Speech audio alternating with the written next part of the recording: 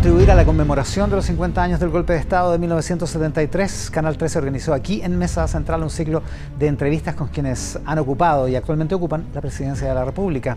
El ciclo Conversaciones con la Historia es entonces una serie de 5 entrevistas que comenzamos hoy y que no son entrevistas de coyuntura. Esa es la proposición para todos nuestros entrevistados. Queremos hablar de lo que pasó, de cómo vivieron lo que ocurrió hace medio siglo y de cómo leen aquello y el futuro del país después de 50 años.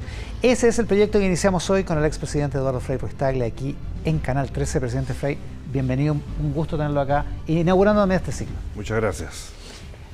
Buena partida. Buena partida, muchas gracias. Oiga, a ver, ¿dónde estaba usted? ¿Cómo recuerda? Estaba recién casado el 11 de septiembre del 73. Llevaba algunos años casado.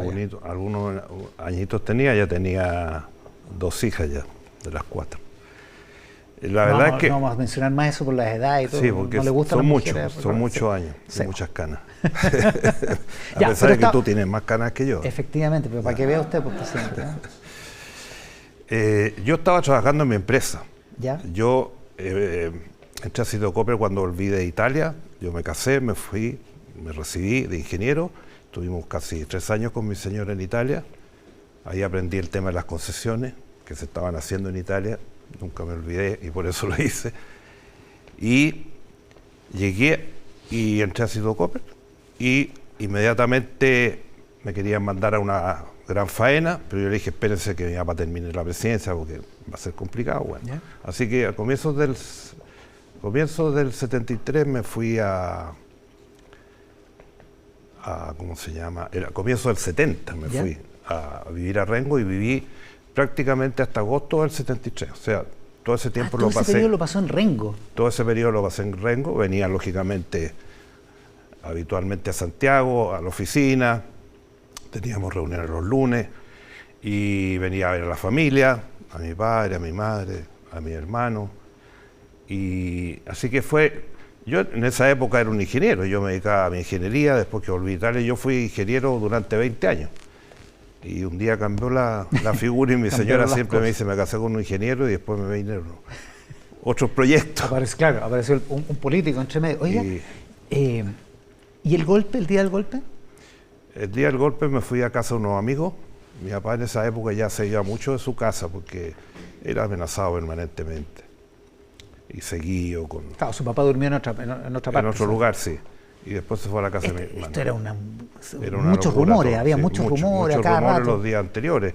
Yo creo que a partir del Tancazo ya no pararon más los rumores. O sea, a fines de junio del 73. Y él no estuvo, se fue. Yo vi pasar a los aviones, el lugar en que estaba. Vimos el incendio de La Moneda y fue un momento, yo diría, trágico para Chile. Y sobre todo porque no veíamos cómo se iba a conducir la situación. Y ya pasaron unos pocos días y ya comenzaron todas las noticias de las persecuciones, del seguimiento a gente, de la expulsión, de las muertes, de los torturados, en fin, fue una cosa muy rápida. ¿Cómo lo vivió personalmente? Incluso cuando fue mi padre al Tedeum que hizo el cardenal Silva, que lo hizo en la Gratitud Nacional. Exacto. Salió de ahí, no saludó a ninguno y le dijo a la prensa, vengo a rezar por Chile. Y él fue porque el cardenal Silva se lo pidió, que era su gran amigo. Entonces esto se desembocó muy rápidamente. Y eso todavía lo sufrimos hoy día. Si hay casos de detenidos desaparecidos que todavía no se conocen. Que todavía están pendientes, claro. Entonces, ese es un tema vital. O sea, no solamente proteger y cuidar la democracia, que es lo básico, sino que los derechos humanos son definitivamente lo más importante.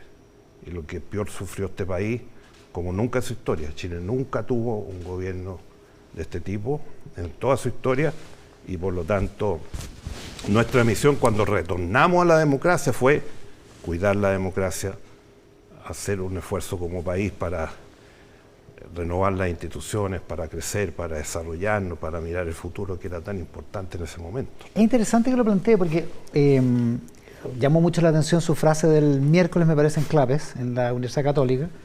La frase que hoy día repite en una entrevista que le hizo Matías Baquit en El Mercurio, esta frase de que no hay que seguir discutiendo porque vamos de 100, 200 años más, no va a haber una verdad oficial, y mucha gente interpretó que usted lo que quería era como clausurar el debate, que como que no era importante conversar de estas cosas.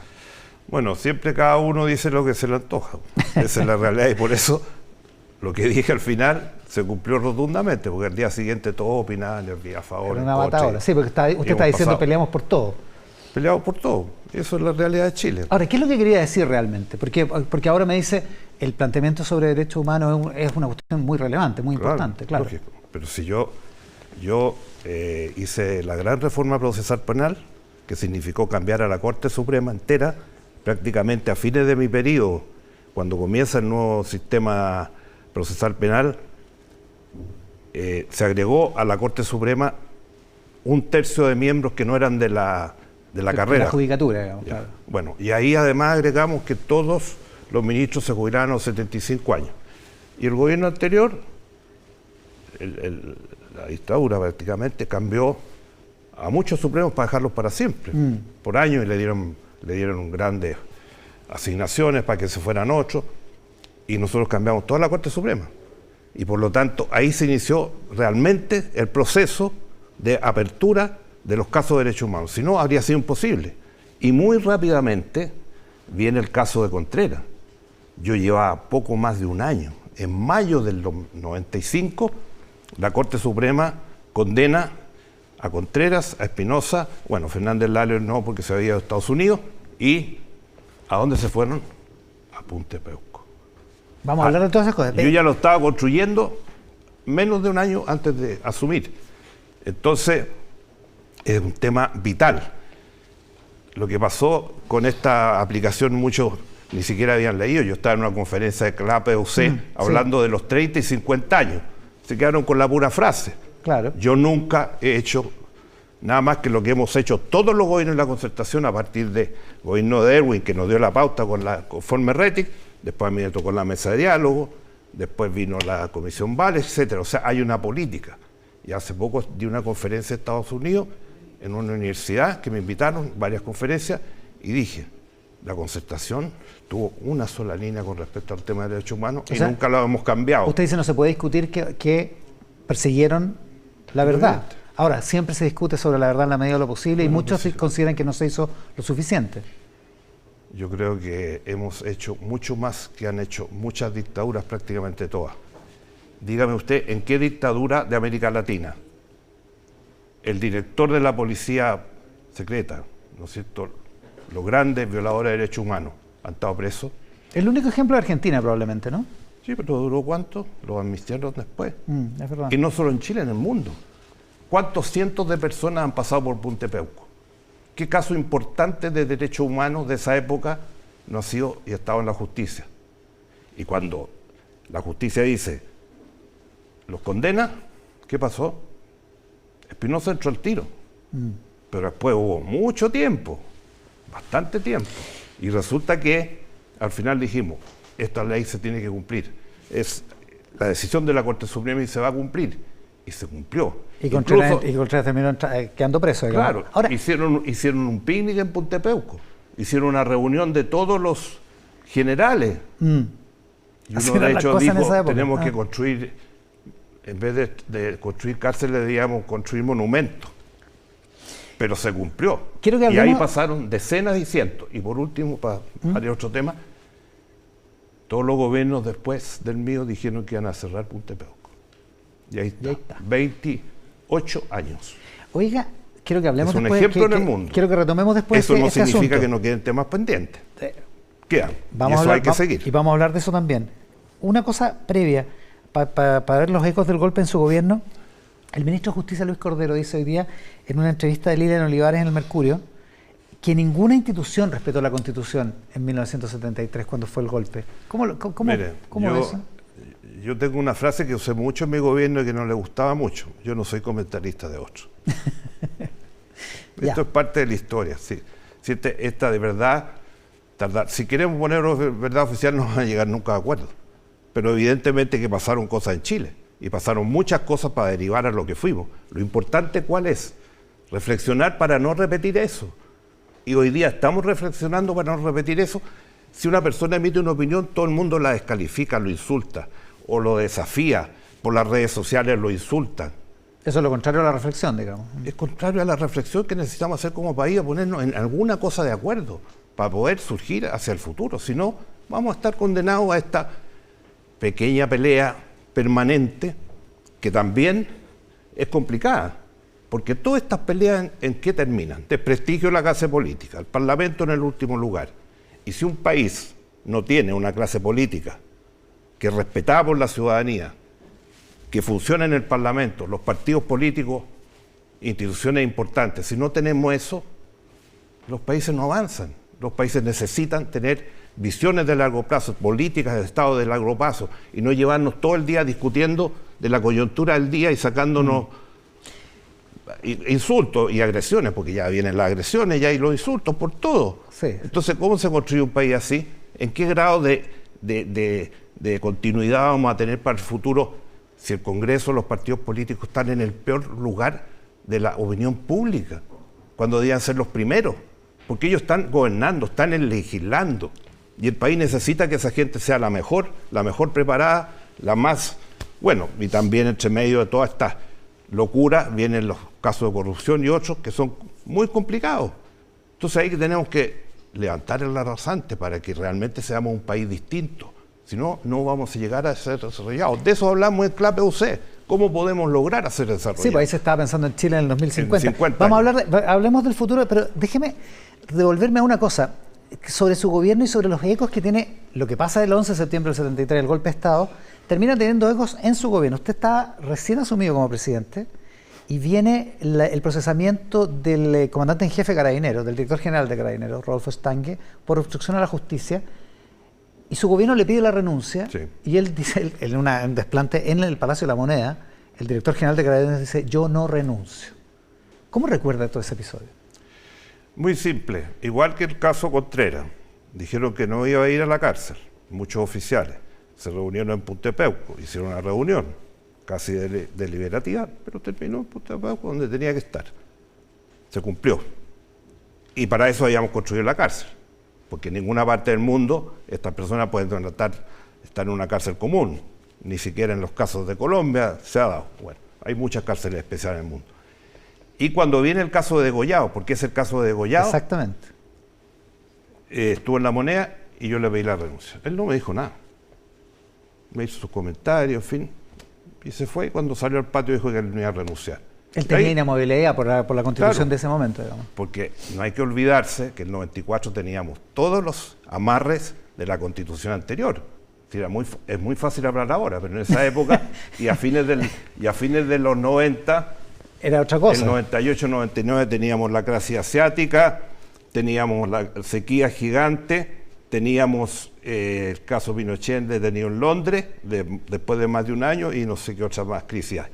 Bueno, y en este caso yo le dije que tenía que renunciar. Él dijo que no, hizo un acto, yo diría, bastante agresivo a la salida, pero se acabó. Él, a partir de ese momento se cortaron todos los nexos con él y al poco tiempo más se tuvo que ir. Esa fue la... Debe haber sido algo frustrante, ¿no? Porque usted sabía que esas eran las reglas del juego. Sabíamos que y con esas reglas gobernamos. Igual que teníamos en el Congreso los senadores designados. Y resulta que en 98 me toca a mí designar a los senadores. Se acabó la discusión, pues ya se acabaron. Nunca más de senadores designados, porque cada presidente que llegara lo iba a nombrar de nuevo. Ahí vinieron las cosas distintas. Hablemos un poco del caso Contreras. ¿Cuánta tensión hubo ahí? Mucha. Porque evidentemente desde que entran los primeros y entra Espinosa, que fue más o menos mayo del 2000, o sea, 2 o 3 meses de haber llegado, digamos, la sentencia. Entonces, él se refugia, se va al regimiento, se va primero está en un fondo, después está en el regimiento. En Los Muermos, después se va al regimiento en Puerto Montt y después lo llevan al Hospital Naval. Evidentemente que no era legítimo lo que se estaba haciendo. Partamos de esa base. O sea, él estaba desconociendo un fallo de los tribunales. Un fallo de los tribunales que se tenía que cumplir. Pero finalmente pasó el tiempo y se cumplió. Y eso es lo importante. Y durante mi gobierno construimos Punta Peuco, nos hicimos responsables y hubo fallos porque cambiamos la Corte Suprema. Y eso es fundamental entenderlo. Y hay muchos casos de derechos humanos, entre otros que conciernen a mi padre, se pudieron conocer por todos los casos que se fueron abriendo después que hicimos la gran reforma a la Corte Suprema. Porque se refrescó toda la composición de la Corte Suprema. Y finalmente entró y entraron decenas, centenas han pasado. Al principio tenía 90, hoy día creo que son 118 y llegaron a tener por años de años. Y reitero, ¿en qué país del mundo pasó eso? Oiga, presidente, ¿qué papel jugaba Pinochet en las presiones cuando estaba el gobierno persiguiendo que Contreras entrara a la cárcel, que era el cumplimiento del fallo de la Corte Suprema? Esto por el caso Letelier, a todo esto. ¿Qué papel jugaba Pinochet, que era comandante en jefe del ejército? ¿Él se comunicaba con el gobierno, tenía interlocución con usted? ¿Él presionaba también? Bueno, al principio la relación fue muy protocolar, fue muy institucional, y parecía el primer año que estaba relativamente tranquilo, hasta que vino el fallo de la Corte Suprema, porque mucha gente comenzó a discutir dentro de la Fuerza Armada lo que iba a pasar. Y la relación permanente la tenía con el ministro de Defensa, y cuando quería una entrevista con el presidente me la pedía a través del ministro de Defensa, y yo a través del ministro le dije que en esta cuestión no había matices ni había vuelta atrás, tenía que entrar a Punta Peuco. Pero trató de presionar. Básicamente fueron otras, bueno, usted sabe cómo funciona, pero otros claro, lo que hacían la pega sucia. Pero ahí terminó, se acabó el caso. Si Contreras no entraba... Era una crisis total. Se caía todo, digamos, ¿no? Era una crisis total porque todavía estábamos con la Constitución antigua, muchos artículos que duraron prácticamente hasta el 98. Y como coalición no podíamos aceptar que no se cumpliera la ley. Por lo tanto, este era un hecho dentro de mi gobierno decisivo para Chile y para nuestra coalición. Era un momento en que el Ejecutivo tenía control total sobre las fuerzas de seguridad y de orden, porque Contreras estaba literalmente atrincherado.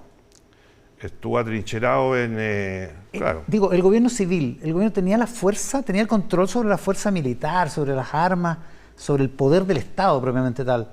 Para haber sacado a Contreras a la fuerza, por ejemplo.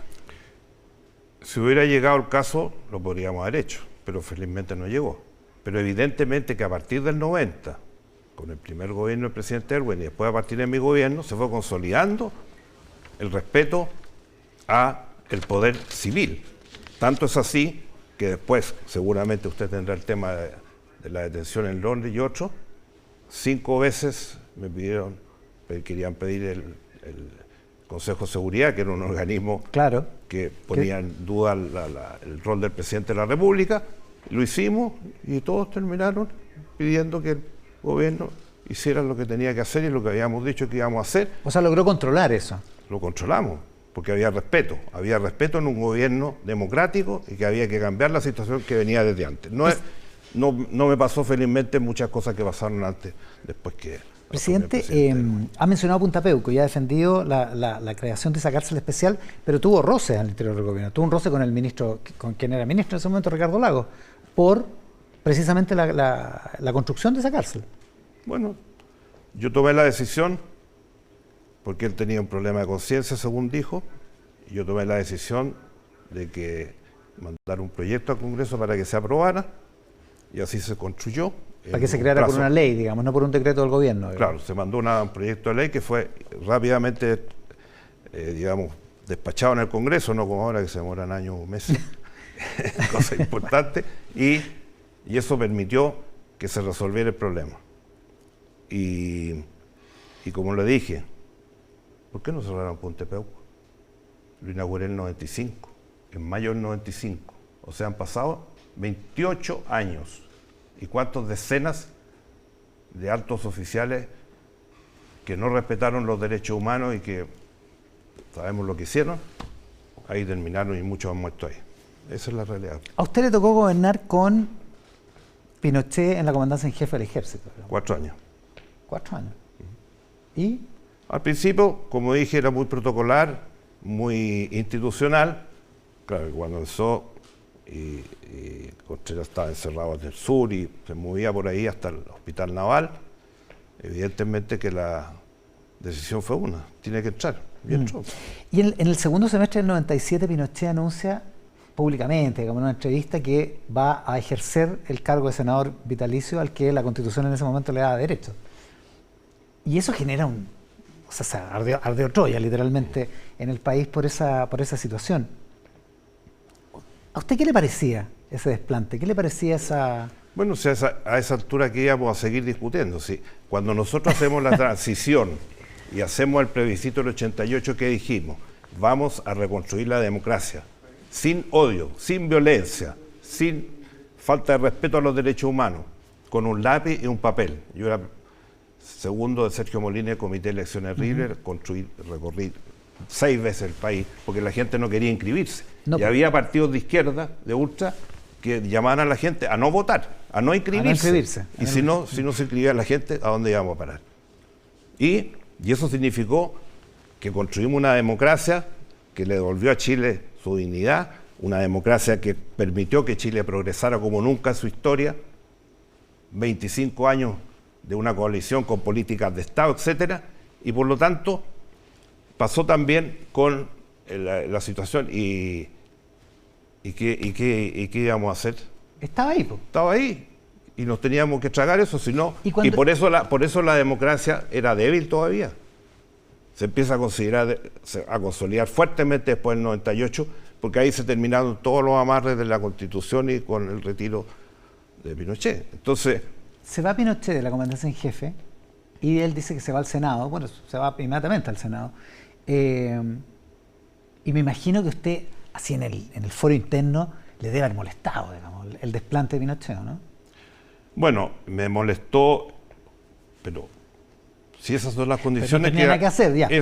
Yo tenía senadores designados. ¿Qué hacíamos? El 98, cuando llegó mi turno, los cambié a todos. Y así íbamos avanzando. Y evidentemente que cuando yo termino mi periodo, había gente que me decía que no aceptara el cargo de senador vitalicio. Y yo dije, lo voy a aceptar, porque nosotros en todo mi gobierno no hemos tenido la mayoría para proyectos de gran envergadura, que era en muchos casos 50%, 50 y tantos por ciento, que era la mayoría de los proyectos, porque no teníamos los votos. Con mi voto quedamos empatados. ¿Y por qué voy a renunciar a eso? Pero dije, el día que asumí, dije, voy a votar el día que se termine esta institución. Y voté el año 94, que se terminara la institución, y fui elegido senador por las regiones de Valdivia y ahí siguió siguió como senador electo. Había que ser consecuente y no había que regalar un espacio que teníamos y que había todavía en ese momento. Ya, como dije, los senadores designados habían cambiado mucho. No sé si lo ha contado alguna vez, yo no se lo he escuchado, pero ¿cómo fue el momento en que llega alguien y le dice Pinochet está preso en Londres? Bueno, fue en la reunión de la Cumbre Iberoamericana en Usted está en Portugal, claro, ¿no? Oporto. Y yo llegué en la noche al hotel y me estaba esperando Mariano Fernández, que estaba ejerciendo como canciller en ese momento. José Miguel estaba ahí en Santiago. Y llegamos de la comida donde se celebró el Oporto, en fin, con los trajes del Oporto. Y me dice que tenía que hablar conmigo. Entonces mi señora le dice, ¿por qué no espera hasta mañana? Si ya es muy tarde, ya estamos en la comida, los vinos Oporto, etc. Entonces le dice, no, es que es un tema que no puede esperar. Y ahí me dice. ¿Qué pensó usted? Yo pensé que se abría una situación compleja, que podía durar mucho tiempo, pero inmediatamente me contacté con Santiago, Carlos Figueroa de vicepresidente, se había reunido ya todo el comité político por la hora, allá eran las 11:30 de la noche, aquí eran ya las 5 de la mañana, y ahí empezamos a intercambiar opiniones, ya me tenían algunos documentos que me empezaron a mandar, y esa misma noche se tomó una decisión, que no cambiamos nunca, no la cambiamos nunca durante los, diría, casi 15 meses que estuvo fuera de Chile. ¿Cuál era esa decisión? Porque hay muchos que dicen que usted defendió a Pinochet. Yo no defendí a Pinochet, yo defendí a la soberanía de Chile. No había ninguna institución en el mundo, ningún país podía renunciar a su justicia y a sus tribunales. Y en ese momento recién se estaba formando, a petición de Naciones Unidas, lo que se llama el Comité Penal Internacional. La Corte Penal Internacional. Corte Penal Internacional. Y nosotros firmamos esa corte, debe haber sido fines del 98. ¿Ya? Algunos países firmaron, hubo otra serie de países que no firmaron y hasta el día de hoy no firman. Efectivamente. Evidentemente que este caso de esta detención ayudó a que eso se avanzara y Chile lo ratificó el año 2008-2009. Ya, pero la decisión era, no puede un nacional chileno ser juzgado en otro país. Si no hay un tratado que le dé la jurisdicción a tribunales internacionales, que no existía. Ahora, incluso España tenía una institución que podía defender los derechos en todas partes del mundo, pero una vez que comenzó a funcionar el Tribunal Penal Internacional, borraron esa y se atiraron. Pero la mayoría de las grandes potencias no participan en el Tribunal Penal Internacional. Así que en esa teoría, y como digo, teniendo muchos ministros incluso que habían sido exiliados, en fin, otros que tenían muchos familiares complicados y casos de derechos humanos graves, ahí o sea, era incómodo, ¿no? Pero tomamos una decisión de Estado y tuvimos, cuando yo volví a Chile poco tiempo después, tuvimos una reunión con todos los ministros y que todos los ministros se sinceraron. Y todos, al final, apoyaron la decisión del gobierno porque era una política de Estado que respetaba a Chile. Y la opinión fue, vuelve a Chile, va a los tribunales y tiene que enfrentar los tribunales. Eso es lo que corresponde. Y eso es lo que correspondió. Y él llega en marzo, día antes que yo me fuera. Exacto. A los 2-3 meses, ¿qué pasó? Por la provocadora acción que hicieron cuando llegó, que no la debían haber hecho, se lo dijimos a los comandantes jefes, lo hicieron igual. A los 2 o 3 meses, ¿qué pasó? La Corte Suprema, por amplia mayoría, lo desaforó. Y después, en enero del 2001, lo condenan por el caso Caravana de la Muerte y por otro caso. Así fue el año 2001. El procesamiento, sí. O sea, fue condenado por la Corte Suprema. Ahora, sí, después, en el curso del 2001, vino todos los alegatos por el tema de la enfermedad, la decisión de la Corte Suprema fue otra, a mi juicio, por lo menos, al declararlo con demencia senil, a mi juicio, en ese fallo debía haber señalado el listado de todos los procesos que tenía la Corte Suprema de violaciones de los derechos humanos. No lo hicieron, eso está en su derecho porque la Corte Suprema es independiente. Ahora, pero yo cumplí con mi deber de traerlo, que fuera procesado en Chile y punto. Hasta el final de su gobierno, los militares tenían tanta autonomía que eran capaces de organizar una recepción como la que hicieron, digamos. Me imagino que le debe haber Eso fue indignante, se lo dijimos a los comandantes jefes que ya... Y eso significó... Y cuando se paró la silla de ruedas de haber sido particularmente indignante, ¿no? Particularmente indignante. Y eso se lo dijimos a todos los comandantes jefes de la época que no lo debían haber hecho. ¿Y qué pasó? Que inmediatamente se presentó, en primer lugar, el desafuero del Senado, que se logró por amplia mayoría de la Corte, y el 2001 un fallo condenatorio. Y ahí, para nosotros, cumplimos con nuestra voz, con nuestra responsabilidad como gobernante y mirando al desarrollo histórico de Chile y su proceso de construcción democrático, que es lo más clave y lo más importante. No nos tembló la mano para tomar esas decisiones. Usted dice, presidente, que una de las cosas fundamentales es la reforma procesal penal y el cambio que permite la composición de la Corte Suprema.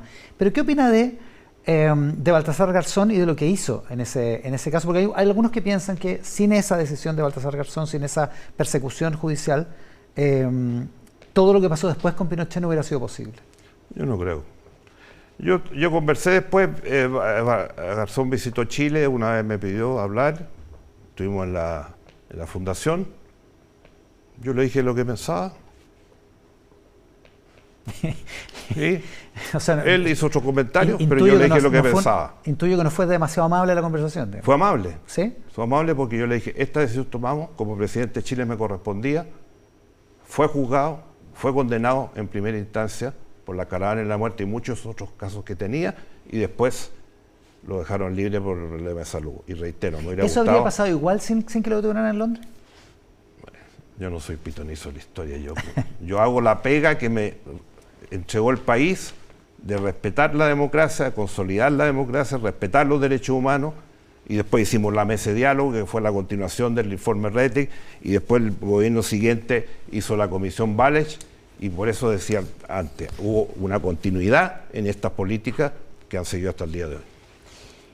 La mesa de diálogo fue una apuesta relevante que termina finalmente en el siguiente gobierno. ¿Fue una buena decisión? Sí, porque ahí estaban las Fuerzas Armadas y por primera vez representantes de familiares de detenidos desaparecidos. Primera vez que se produce esa conversación. Y me alegro de haberlo hecho como gobierno, porque siempre, desde que asumimos, teníamos dos temas que eran fundamentales. Cuidar la democracia, no ponerla en peligro nunca. Y segundo, que se respetaran los derechos humanos. Y todas las legislaciones que hicimos y los avances que hicimos en nuestro gobierno se han mantenido en el tiempo. Ahí queda el descubierto la operación Retiro de Televisores y toda esa segunda victimización de detenidos desaparecidos que los militares sabían dónde estaban y los hicieron desaparecer de nuevo. Claro, eso fue mucho más posterior a mi gobierno, ya no está. Eso, claro, eso queda en el siguiente. Pero es como una herencia en derechos humanos que es, o sea, es impensable que se pueda repetir, ¿o no? Bueno, todos estos casos han estado en la Corte Suprema. O sea, no se puede, digamos, permitir que nos hagan cargo a nuestros gobiernos de no haber avanzado en esta materia. ¿Usted siente que le hacen cargo por eso? ¿Ah? ¿Usted siente que le hacen cargo por eso? No, a esta altura de la vida, cuando uno mantiene una línea, mantiene una posición, a la larga se impone eso. Y los cambios que hicimos y los avances que hicimos, yo creo que fueron positivos para Chile y han permitido en ese momento después construir una democracia que ha sido ejemplo en el mundo, respetada en todo el mundo. Volvimos a ser parte del mundo, porque prácticamente estábamos aislados, y en mi gobierno iniciamos toda la apertura que hoy día es parte fundamental del crecimiento y progreso de Chile, y por lo tanto yo estoy y me siento responsable de las decisiones que tomé y creo que cumplí con mi país, que eso es lo importante. Ahora, hablemos del futuro. Hablemos del futuro. ¿Qué lecciones hay que sacar de lo que pasó hace 50 años mirando en el futuro? Eso es lo que hicimos en CLAPE el otro día. Yo por lo menos me dediqué 100% a mirar el Chile del 30 y el 50 y pensar cuáles son los cuellos de botella que nos impiden lograr el desarrollo. Y cité el libro de Aníbal Pinto del año 50 cuando habla... Un caso de desarrollo frustrado. De Chile y muchos otros países. Porque hemos tenido en esos años, Venezuela y Argentina eran los grandes países de América Latina. Y hoy día, ¿en qué están? Uno convertido en una dictadura insoportable y otro gobierno, desgraciadamente, nuestros vecinos con una deuda, no sé cómo nunca la van a poder pagar. Entonces, yo creo que el hecho de construir una economía sólida, de tener una coalición de gobierno que te acompañe es muy fundamental.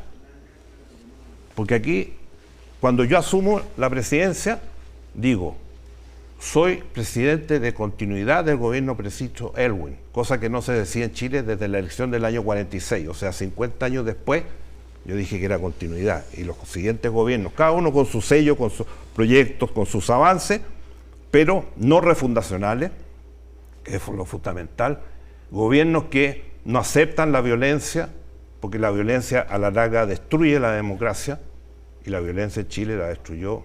La violencia fue parte de la destrucción de la democracia. ¿Usted siente que estamos en riesgo de que eso ocurra de nuevo? ¿O ocurrió eso en el estallido social? Como decía Paulina Bodanovich el otro día, la presidenta del Partido Socialista. Yo creo que el estallido social fue una cosa absolutamente... Acaba de salir un libro, entre paréntesis, no sé si lo leíste, en que habla de cómo se construyó ese estallido. Yo no creo que esto de quemar 8 o 10 estaciones del metro a la misma hora, en el mismo punto, en el mismo horario y con los mismos acelerantes, fue una casualidad. Eso estaba absolutamente preparado y otros eran los que estaban en el gobierno y representantes, pero yo quiero decir que ese hecho, lógicamente que puso un gran riesgo en la democracia, que terminó cuando se puso el acuerdo y se comenzó a hablar de la nueva Constitución. Y después, lo que sabemos lo que ha pasado. ¿Qué hacer para que no vuelva a pasar lo que pasó hace 50 años, presidente? Primero, entender que tenemos que dialogar. Tenemos que aprender a dialogar. Cuando nosotros hacíamos los acuerdos en nuestro gobierno y en mi gobierno, decían que era la cocina, ¿te acuerdas? Hablaban de la cocina con desprecio. por Dios que faltarían cocinas ahora para llevar un poco más adelante este país y que no vivamos todos hoy día enfrentándonos unos a otros. Cocina en el mejor sentido de la palabra, en el sentido de negociar y acordar. Negociar y acordar, que es clave, como lo está haciendo el gobernador y el ministro Marcel, que estuvo aquí recién. Él tiene que negociar todas estas cosas que son fundamentales para el Chile del futuro. Pero tenemos que hablar de otra manera, buscar otras maneras de relacionarnos. Porque todavía hoy día existen grupos que dicen que representan a la Unidad Popular y otros grupos que dicen y que alaban la dictadura. Esa lucha de esos grupos destruyó a Chile, destruyó la convivencia de Chile, nos llevó a la violencia, nos llevó a todo el desastre en materia de derechos humanos, a miles de familias sufriendo, todavía hoy. Y eso tenemos que cambiarlo, pero para eso tenemos que mirar al futuro. Eso le hizo mucho daño al país, porque muchos partidos en los años 90 y antes, cuando ya estaba el presidente Frei en el gobierno, decían no le vamos a dar ni la sal ni el agua. El Congreso de Chillán, de un partido de izquierda, ¿qué dijo? La lucha armada. Bueno, la propia democracia cristiana se autocalificaba como revolucionaria, incluso en contra de la opinión de su papá, digamos. Sí, pero él fue revolución en libertad. Sí. Dentro del sistema democrático. Pero digo, el tema revolucionario estaba ahí. Claro, digamos. porque hubieron varios que se salieron de la democracia cristiana en los fines del gobierno del presidente Frei. También los hubo. Pero en esa época ya existía el MIR. Mataron al general Schneider entre la elección y la asunción. Después mataron a Edmundo Pérez. Después trataron de asesinar a Leighton, mi padrino. Eso vivíamos. Y por lo tanto no se podía aceptar tener partidos en el gobierno que fueran practicantes de la violencia. Esa división le costó muy caro a este país. Y por eso tenemos que hoy día concentrarnos en qué es lo que significa hacer democracia, qué es lo que significa respetar los derechos humanos, qué significa lo que es dialogar, qué significa lo que es mirar al futuro. Tenemos que hacer de nuevo las clases de educación cívica en las escuelas. Como le decía antes, no podemos vivir esta... Hace una declaración un dirigente político, otros lo insultan en las redes sociales, ¿para qué decir? Poco menos hay una agresividad en el ambiente, hay una...